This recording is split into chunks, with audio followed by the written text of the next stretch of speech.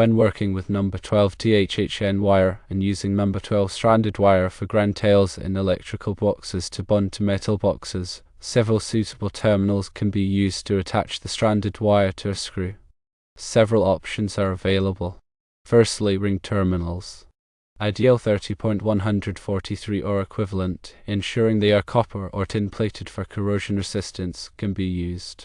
Panduit Panterm R2 Tug S or equivalent and Burndy YL 12.10 or equivalent are also good choices. Secondly, nail-on connectors.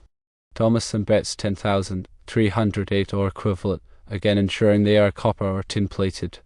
Ideal 30.106 or equivalent and Burndy YYZ 12.10 or equivalent are suitable options. Thirdly, splice connectors. Wago 222.412 or equivalent can be used, as they are suitable for connecting both stranded and solid conductors. When installing these terminals, the following steps should be followed. 1. Strip approximately 1/2 inch of insulation from the stranded wire.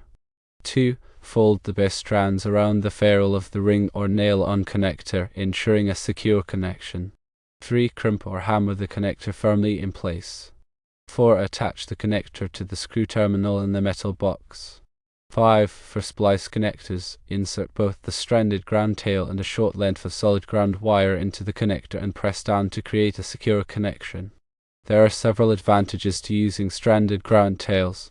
Firstly, they are easier to handle and route through tight spaces. Secondly, they allow for greater flexibility when wiring. Thirdly, they facilitate the use of wire nuts for connecting stranded conductors.